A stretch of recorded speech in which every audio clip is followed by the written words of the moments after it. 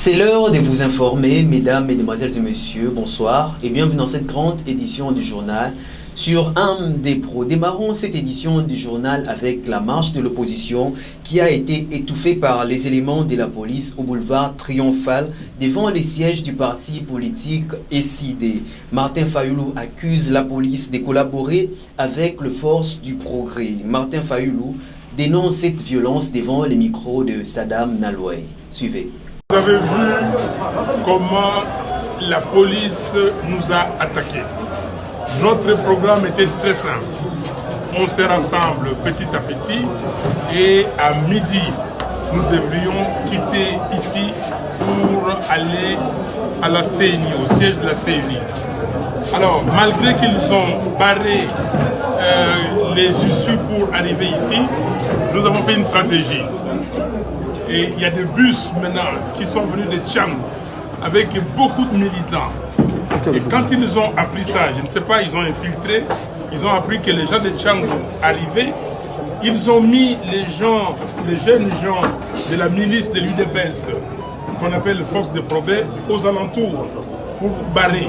Mais pour éviter que cette masse arrive, ils ont fait des tirs de sommation. Vous avez été là, ils nous ont attaqués. Regardez ça, il y a un policier qui a laissé tomber ça. Et ça, c'est la douille qui est tombée là où moi j'étais. J'étais dans cette salle-là, bon, c'est tombé juste à côté. Et j'ai ramassé ça. Donc, vous voyez la violence avec laquelle la police nous empêche de manifester. Mais si ils avaient dit que la manifestation ne devait pas avoir lieu, mais ils étaient là, ils devaient nous contenir ici, pourquoi ils ont tiré? Vous avez vu de blessés, et pour aller accompagner ces blessés à l'hôpital, il fallait qu'on aille demander au commandant qui était là la permission. J'ai appelé la MONUSCO jusqu'aujourd'hui, jusque là on attend. J'ai appelé les services qui pouvaient nous aider pour évacuer ces blessés. Voilà la situation dans laquelle nous nous trouvons. La police se mélange avec les éléments ou la milice de l'UDPS. Est-ce que nous sommes encore dans un état de droit? Est-ce que la police peut s'associer avec une milice? Est-ce que nous ne pouvons pas manifester? Nous avons dit que nous allons manifester pour dire non à ces braquages électoraux, à ces simulacres d'élections. Je vous avais dit depuis longtemps. Toujours dans ces mêmes registres, la police nationale congolaise a étouffé la marche de l'opposition ce mercredi 27 décembre dans la matinée sur le boulevard Triomphal, où plusieurs dizaines de manifestants et Martin Fayoulou s'étaient rassemblés pour dénoncer la tricherie électorale et plusieurs irrégularités dans le déroulement des votes du 20 décembre dernier. La police a procédé au tir des gaz lacrymogènes pour disperser les différents groupuscules, signalant que quelques cas de blessés ont été enregistrés durant cette manifestation. Nous reviendrons avec force et détails dans notre prochaine édition. C'était lors du briefing co-animé avec le ministre de la Communication et Médias, Patrick Mouyaya, que le VPM de l'Intérieur, Maître Peter Kazadi, a éprouvé sa désapprobation contre le Kenya pour avoir permis la naissance d'un groupe rebelle. Maître Peter Kazadi dit d'avoir appelé les deux ambassadeurs congolais vivant au Kenya de regagner les pays. Suivez ces propos recueillis. Nous avons effectivement convoqué les chargés d'affaires de la République de Kenya ici chez nous. Nous l'avons reçu au nom du gouvernement de la République pour exprimer au gouvernement kenyan notre désapprobation par rapport à ces groupes rebelles qui a pris naissance sur les territoires kenyans. Et cela, d'autant plus que nous sommes d'abord membres des Nations Unies. Il y a des règles qui régissent nos États. Aucun État ne peut servir. Présidentielle 2023, pas question de saisir la Cour constitutionnelle pour se maintenir au pouvoir. Le régime en place a mis une structure officielle de fraude allant de la CENI à la Cour constitutionnelle. Toutes les organisations chargées du processus électoral sont présidées par les éléments de membres appartenant à la tribu du président Félix-Antoine Tshisekedi, a-t-il déclaré Olivier Kamitatou, porte-parole du parti Ensemble. Suivez cet élément de Sadam Naloé. En qualité de porte-parole du président Moïse Katumbi, j'entends porter à la connaissance de tout un chacun la clarification suivante. Après les élections les plus chères et les plus frauduleuses jamais organisées en République démocratique du Congo, on entend à travers des déclarations et des communiqués des appels invitant les candidats qui contestent les résultats de cette tricherie à recourir aux voies légales et à la Cour constitutionnelle. Mon devoir consiste à rappeler à ceux-là que pour se maintenir au pouvoir, le régime en place a mis en place une structure officielle de fraude allant de la CENI à la Cour constitutionnelle. D'ailleurs, toutes les organisations chargées du processus électoral ne sont présidées que par des éléments, des membres appartenant à la tribu de Félix Tshisekedi. La Cour constitutionnelle est donc le dernier maillon de l'axe du mal et constitue le prolongement de la machine mise en place par le régime pour son maintien au pouvoir. La Cour constitutionnelle ne pourra que consacrer la fraude orchestrée en amont. Recourir à elle lui permettra de blanchir la fraude de M. Kadima et de jouer pleinement son rôle dans l'axe du mal contre les vraies élections.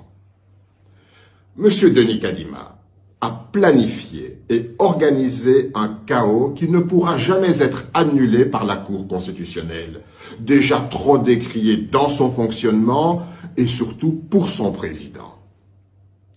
Autre chose. Suite à toutes les irrégularités reconnues même par M. Denis Kadima, la CENI a décidé de créer une commission qui va enregistrer les dénonciations, investiguer, sanctionner et même annuler certains scrutins. Autre hypocrisie. Tout le monde sait très bien que M. Denis Kadima est l'auteur principal de ce chaos. Dans une communication commune rendue publique mardi 26 décembre à Kinshasa, des organisations de la société civile, des mouvements citoyens ainsi que des candidats à la présidentielle 2023 ont exigé l'annulation des élections générales du 20 décembre. Ces derniers dénoncent des graves irrégularités et événements ayant entaché le scrutin du mercredi 20 décembre 2023. C'est un propos recueilli par Sadam Naloé. Appel des Congolaises et Congolais à la culture de l'excellence. La coordination nationale de la société civile Force Vive de la RDC et ses structures partenaires tiennent à inviter toute la population congolaise à préserver la culture de l'excellence et de l'honorabilité. Cet appel résulte des activités intenses de la surveillance citoyenne volontaire des scrutins du 20 décembre 2023, étalée malheureusement sur 5 jours de plus et couronné par un désastreux constat de fraude électorale massive répertoriée sur presque toute l'étendue du pays.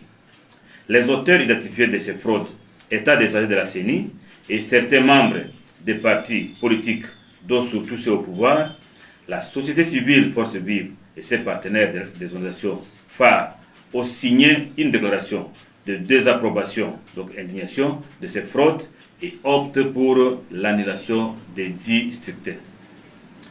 En effet, si quelques centres de vote ne se sont pas compromis, plusieurs autres ont été des terrains des antivaleurs qui énervent toutes les sensibilités. Des bourrages des urnes au refus d'accès au bureau de vote des observateurs tant nationaux qu'internationaux et des témoins des partis politiques ou autres, puis le déploiement tardif des kits électoraux durant le déroulement des votes. Ces scrutins se sont révélés les plus désorganisés et les plus catastrophiques de toute l'histoire électorale de notre pays. En plus, nous sommes déçus d'apprendre à travers des médias que certaines organisations africaines, dont les missions d'observation électorale, CEAC, SADC, IA, etc., et même d'autres structures de la société civile congolaises, dont les regards citoyens, minimisent l'impact évident de ces irrégularités sur les résultats attendus que tous veulent pourtant transparents, impartiaux et inclusifs. Cette attitude est déplorable puisqu'elle accorde un chèque à blanc aux acteurs des désordres électoraux bien planifiés qui choquent toute conscience humaine. Rendons-nous au Haut-Katanga où le gouverneur Jacques Kiabula Katwe a réuni les leaders de communautés vivant au Haut-Katanga et des représentants de la communauté du Kasaï pour un échange autour de la paix. Ces représentants ont déclaré de ne pas céder à l'instrumentalisation des résultats des élections. Ne mettons pas la province en feu et en sang, nous sommes fils et filles d'un même pays, ont-ils déclaré. Suivez cet élément de nos confrères de province. Le Congo, c'est notre pays et le Katanga, c'est notre province que nous avons choisi tous pour vivre. Ne cédons pas à la manipulation politique en tant que communauté. Les Katangais, ce sont nos frères. Les Kassaïens, nous sommes frères aux Katangais et nous allons vivre comme ça. D'ici là, on va publier les élections. Les réseaux sociaux sont là juste pour manipuler les peuples et les communautés. Nous ne voulons pas le désordre dans cette province. Nous ne voulons pas le désordre partout. Les Kassaïens, nous devons montrer une bonne éducation que nos parents nous ont léguée ici à Lubumbashi et dans la province du Haut-Katanga. Au moins à 70%, les gens qui font le marché pirate, ce sont les gens de notre communauté. Nous appelons notre communauté, comment vous pouvez vendre et rester dans des conditions qui ne sont pas bonnes?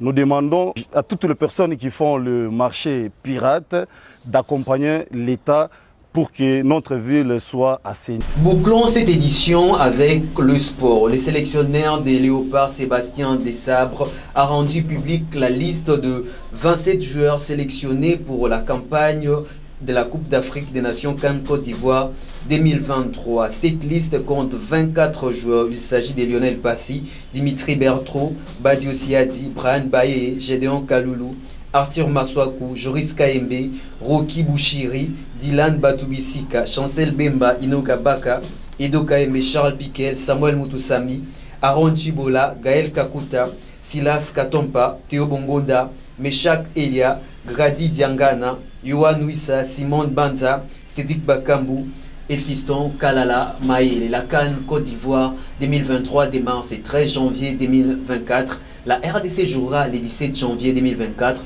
contre le Maroc pour la première journée. C'est par ici que nous mettons un terme à cette édition du journal. Merci à vous de l'avoir suivi. Restez branchés sur les programmes de AMD Télévision.